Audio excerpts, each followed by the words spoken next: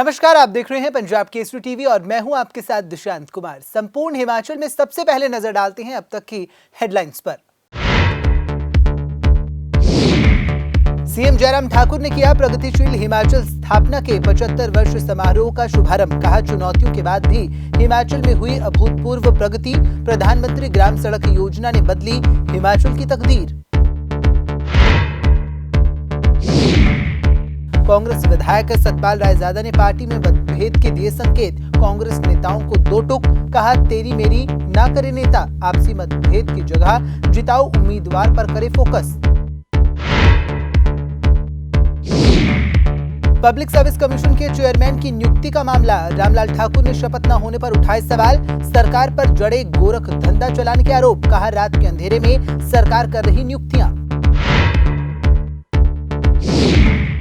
PWD के अधिकारियों से दुर्व्यवहार का मामला। प्रदेश भर में जूनियर इंजीनियर्स ने की हड़ताल। मामले में आरोपियों पर सख्त कार्रवाई की मांग।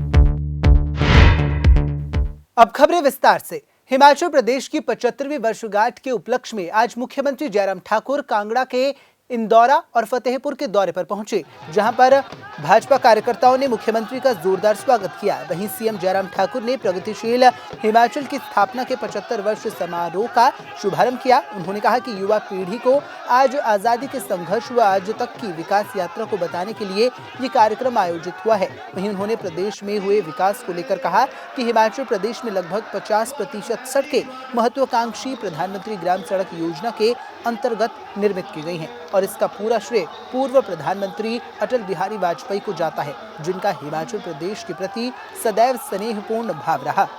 हिमाचल प्रदेश की यात्रा के 75 वर्ष पूरे और इस यात्रा का जिक्र हम लोगों के बीच में कर रहे हैं, जिन्होंने हिमाचल 75 वर्ष पहले क्या था इसको नहीं अध्ययन किया है, जानकारी नहीं है, तो उन सारी बातों की जानकारी लोगों तक पहुँचे। और सबसे बड़ी बात तो कि 75 वर्ष की इस यात्रा में जिन लोगों का योगदान रहा है उनको हम स्मरण कर रहे हैं, उनके योगदान को याद कर रहे हैं, उनका आभार व्यक्त कर रहे हैं। और मेरा बड़ा साफ जैसा कहना है कि सबसे बड़ा कॉन्ट्रीब्यूशन हिमाचल प्रदेश के विकास में रहा हिमाचल प्रदेश के मेहनतकश लोगों का, बागवानों का, किसानों का, मजदूरों का, डॉक्टर, इंजीनियर, सभी अध्यापक हैं, सभी कैटेगरी का योगदान रहा है। इसलिए एक सरकार के कार्यकाल को डेडिकेट नहीं किया हमने, एक नेता के लिए हमने डेडिकेट नहीं किया, हमने हिमाचल प्रदेश का ये यात्रा का दौर जो डेडिकेट किया उन लोगों के लिए जिनने हिमाचल प्रदेश के विकास में योगदान दिया, वो हिमाचल प्रदेश की जनता। मुख्यमंत्री जी चुनाव रहेगा, कितनी सच्चाई? देखिए, अभी सारी चीज़ों को लेकर के मुझे नहीं पार्टी। हिमाचल प्रदेश में विधानसभा चुनाव नजदीक आते ही अब कांग्रेस पार्टी की अंदरूनी गुटबाजी भी सामने आने लगी है। जी हां, आपको बता दें कि ऊना में कांग्रेस के विधायक सतपाल रायजादा ने एक प्रेस कॉन्फ्रेंस कर पार्टी में गुटबाजी होने के संकेत दिए। कांग्रेस विधायक सतपाल रायजादा ने हिमाचल प्रदेश में कांग्रेस सरकार बनाने का दावा किया। वहीं बातों बातों में ही उन्होंने अपने ही नेताओं को आपसी मतभेद छोड़कर जीतने वाले उम्मीदवार पर फोकस करने की नसीहत दे डाली। सबसे पहले तुझे मैं बोलना चाहूंगा कि दोनों नेताओं ने बहुत बड़ी भूल की है, गलती की है, क्योंकि हिमाचल प्रदेश की जनता इस वक्त कांग्रेस के साथ है, चाहे वो एम्प्लॉइज है, चाहे वो आम जनता है, क्योंकि आम बेरोजगारी और महंगाई से त्रस्त हुई है, और चाहे वो एम्प्लॉइज है, एम्प्लॉइज जो है वो न्यू पेंशन स्कीम से परेशान है। और कांग्रेस पार्टी ने राजस्थान में और इसके साथ साथ छत्तीसगढ़ में भी जो है ओल्ड पेंशन स्कीम को लेकर आए हैं और लोगों का विश्वास जो कांग्रेस पार्टी में बना हुआ है और इससे तय है कि देश में कांग्रेस की सरकार आ रही है और ये उनकी बहुत बड़ी भूल है। लेकिन मैं ये बोलना चाहूंगा कि जो केंद्र ने हमारे जिन नेताओं को, बड़े नेताओं को जिम्मेदारी दी है कांग्रेस सरकार सत्ता में लेकर आने की, उनकी भी ये जिम्मेदारी बनती है कि छोटी छोटी बातों को आपस में सुलझाएं। अगर कोई बात है तो उनको खत्म करें और जो जिताऊ कैंडिडेट्स हैं उनके ऊपर फोकस करें। तेरी मेरी की बात को छोड़कर जिताऊ कैंडिडेट पर खेलेंगे तो हिमाचल प्रदेश में 101% है कि कांग्रेस की सरकार आएगी। अगर तेरी मेरी की बात की या आपस में इन्होंने कोई गलती की तो मैं उनको ये बोल देना चाहता हूं कि सरकार आएगी तो मुख्यमंत्री मंत्री भी बनेंगे, अगर सरकार नहीं आएगी तो जो इनके पास होते हैं वो भी नहीं। पब्लिक सर्विस कमीशन के चेयरमैन और अन्य 3 सदस्यों की नियुक्ति न होने को लेकर अब सवाल उठने शुरू हो गए हैं। आपको बताते चलें कि जहां नैना देवी के विधायक रामलाल ठाकुर ने इन नियुक्तियों को लेकर सरकार पर सवाल उठाए हैं, वहीं उन्होंने सरकार पर गोरख धंधा करने के आरोप भी जड़े। उन्होंने कहा कि हिमाचल प्रदेश सरकार में सब कुछ ठीक नहीं है। सरकार लोगों के सामने कुछ दिखाती है और पर्दे के पीछे कुछ और होता है। देखो, एक घटना जो शिमला में अभी घटी है कि प्रदेश के जो पब्लिक सर्विस कमीशन है उनके चेयरमैन और 3 मेंबर उनकी नोटिफिकेशन हो गई। गवर्नमेंट से जो है एक ही दिन में नोटिफिकेशन हुई और आज उनकी ओथ रख दी गई थी। अब एकाएक पता चला कि राज्यपाल महोदय भी शिमला छोड़ के चले गए और जो ओथ सेरेमनी रखी गई थी वो नहीं हो सकी। इससे जो है वो ऐसे प्रश्नवाची चिन्ह पैदा होते हैं कि गवर्नमेंट ये बताए कि कारण क्या था, कि क्या वजूहत थी कि आपने जो है वो जल्दबाजी में जो है ये 3-4 नोटिफिकेशनें कर दी, उनकी ओथ सेरेमनी भी रख दी और रातों रात ही ऐसे क्या वजूहत पैदा हुए, क्या गोरख धंधा है कि वो रोक के जो है वो ओथ जो है नहीं हो सकी। इसके पीछे मैं कहना चाहूँगा क्योंकि ये प्रदेश का जो है ना पब्लिक सर्विस कमीशन नौजवानों से जुड़ा हुआ है और मैं कहूँगा एक ऐसी ऑर्गेनाइजेशन है जहाँ से लोग देखते हैं कि जो नौजवान है उनके भविष्य वहाँ से निकल के बाहर आता है।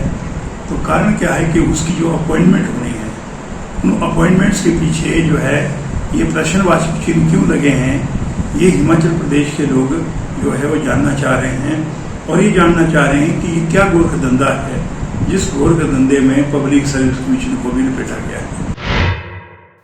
जिला कुल्लू के पर्यटन नगरी मनाली के सोलंग नाला में बीते दिनों ग्रामीणों द्वारा लोक निर्माण विभाग के कर्मचारियों के साथ दुर्व्यवहार किया गया था, जिसके बाद अब जूनियर इंजीनियर एसोसिएशन ने भी इसको लेकर रोष व्यक्त किया है। वहीं बिलासपुर में आज जूनियर इंजीनियर्स ने पेन डाउन स्ट्राइक की। इसके अलावा प्रदेश भर में भी जूनियर इंजीनियर्स ने इसका विरोध करते हुए वीरवार यानी आज हड़ताल की।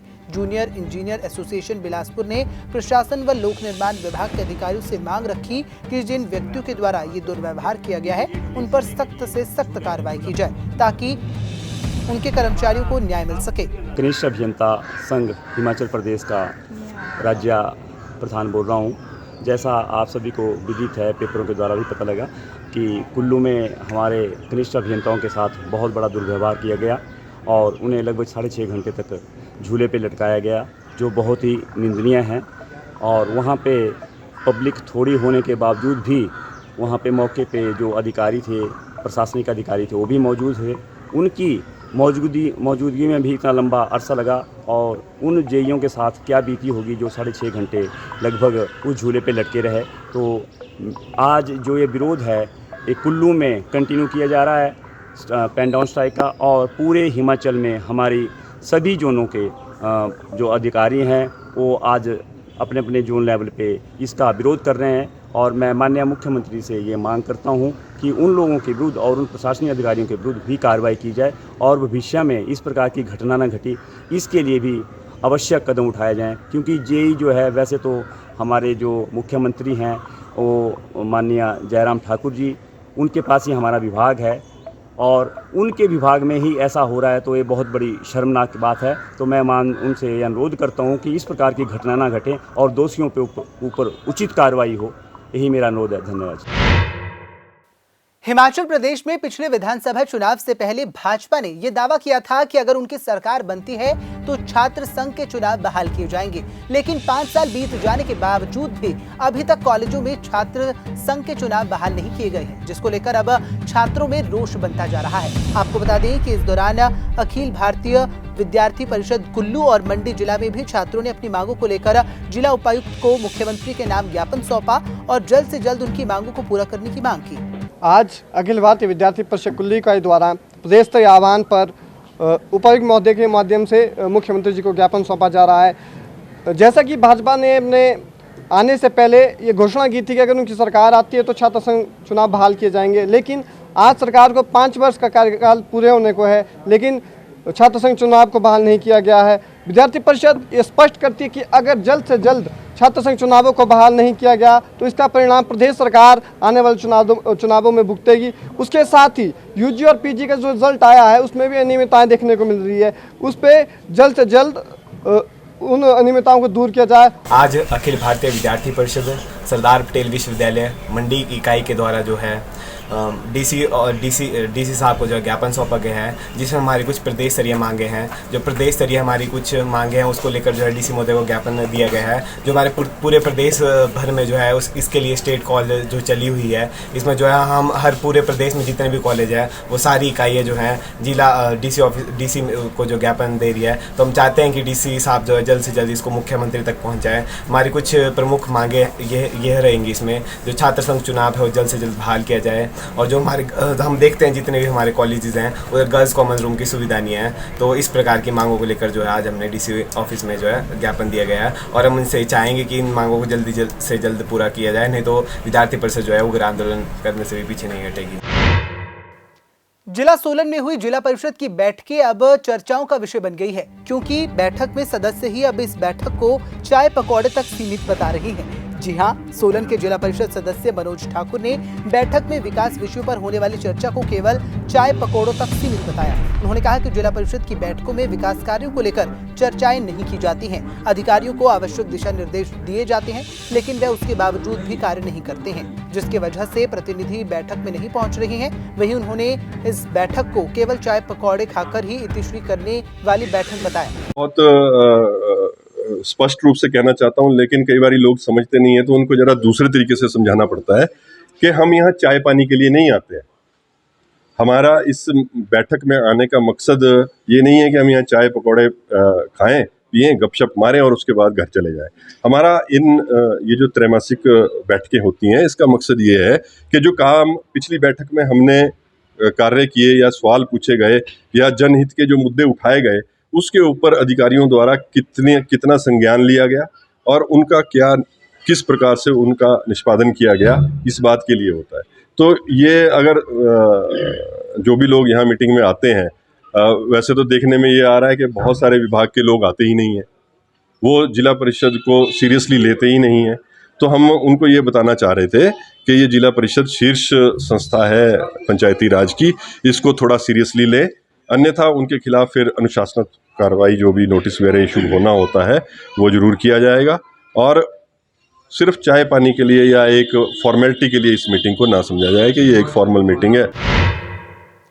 मुख्यमंत्री शहरी आजीविका योजना के तहत महिलाओं पर हो रहे शोषण को लेकर आज जोगिंदरनगर में नगर परिषद के पार्षदों ने धरना दिया। आपको बता दें कि इस दौरान उन्होंने सरकार से मामले में इंसाफ की मांग की। पार्षदों ने कहा कि एक तरफ प्रदेश सरकार महिलाओं के उत्थान व सम्मान की बात करती है, वहीं जोगिंदरनगर में भाजपा शासित नगर परिषद महिलाओं के सिर पर मैला उठाने, गंदी नालियों को बिना हैंड ग्लव्स और मास्क प्रदान के साफ करवा रही है, जो कि सही नहीं है। वहीं उन्होंने समय पर ना वेतन मिलने के चलते भी मामले में जल्द से जल्द समाधान की मांग की और आगे मांगे पूरी न होने पर अनशन पर बैठने की चेतावनी दी। नगर परिषद क्षेत्र में महिलाओं का शोषण किया जा रहा है।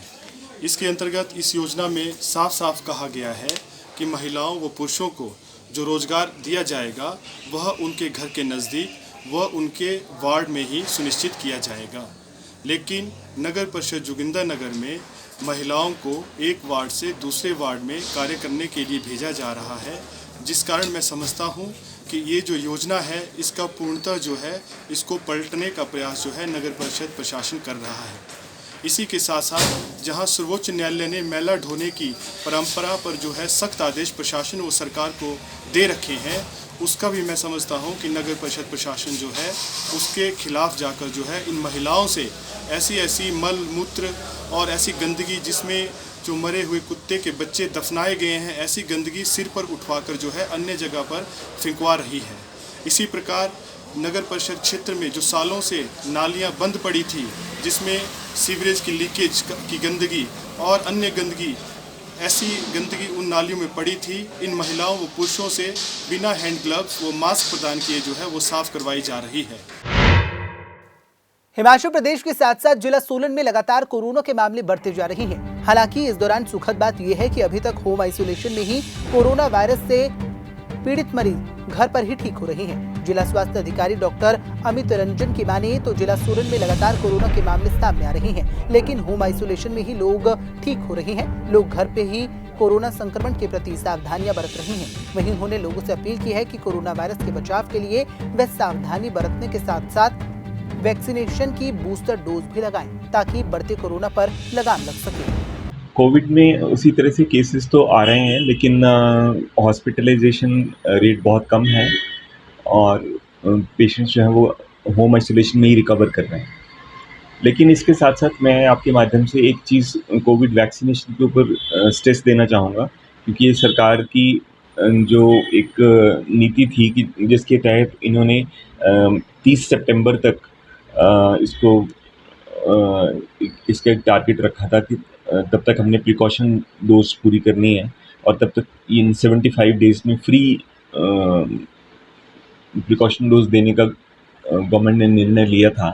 तो उसके तहत मैं कहना चाहूँगा कि लोगों को खुद से आना चाहिए, जिनके 6 मंथ्स पूरे हो चुके हैं, उनको अपने नियर बाई जो भी हमने फिक्स्ड सेशंस रखे हुए हैं वहाँ आना चाहिए और कोविड वैक्सीनेशन की बूस्टर डोज लेनी चाहिए, क्योंकि इसका डेफिनेटली सीवियर कोविड और लॉन्ग कोविड से बचने में बहुत फ़ायदा रहेगा। प्रिकॉशन डोज जो हमारे पास लग चुकी है वो लगभग 1,10,800 समथिंग। मास्क का उपयोग करें, भीड़ भाड़ वाले इलाकों में जाने से बचें, अगर जाना ही पड़े तो मास्क का इस्तेमाल करें। जिला कुल्लू में भादो मास के चलते अब घाटी के मंदिरों में श्रावण मेले का आगाज हो गया है, ताकि भादो मास में बुरी शक्तियां लोगों को तंग न कर सकें। इसके लिए देवी देवताओं के द्वारा देव प्रक्रिया को पूरा किया जा रहा है।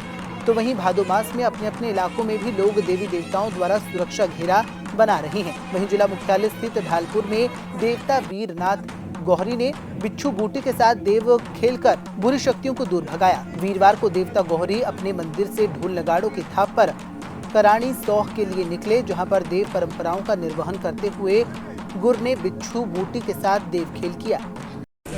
जो कि हर साल जो देवता डैनी साजन है, साजेवाल दिन जो है अपनी परिक्रमा में हरियाणा में निकलता है, जिससे देवता हर घर जाता है, वहाँ पर जो है धूप वगैरह देते हैं हरियाणा। और शाम को जो है मंदिर ढालपुर में आकर जो है डेरे में डैनी हर साल जो डैनी चढ़ाई जाती है, जिसको हम डैनी रंजन दूर बुला, जिसको पूरी शक्ति को भगाया जाता है। देवते की परिक्रमा मारते हैं हर साल ये परिक्रमा। और उसके बाद दूसरे दिन जो है बिच्छू बूटी की खेल होती है, जिसे हम डेरे से देवते को यहाँ पर रानी की सौ में लेते हैं। देवते को यहाँ जोगनी है, जो पहले सदियों से यहाँ पर है जोगनी, वहाँ पर पहले देवते की पूजा वगैरह की जाती है। उसके बाद जो है उसकी परिक्रमा करने के बाद फिर बिच्छू बूटी की खेल होती है, इसमें गुड़ के द्वारा जो है बिच्छू का सभी हरियाणा को बिच्छू का प्रसाद दिया जाता है, ताकि हर सब हरियाणा सुखी रहे। उसकी एक कामना के साथ जो इसका प्रसाद के रूप में दिया जाता है। संपूर्ण हिमाचल में फिलहाल इतना ही। मुझे दीजिए इजाजत और देखते रहिए पंजाब केसरी टीवी। नमस्कार।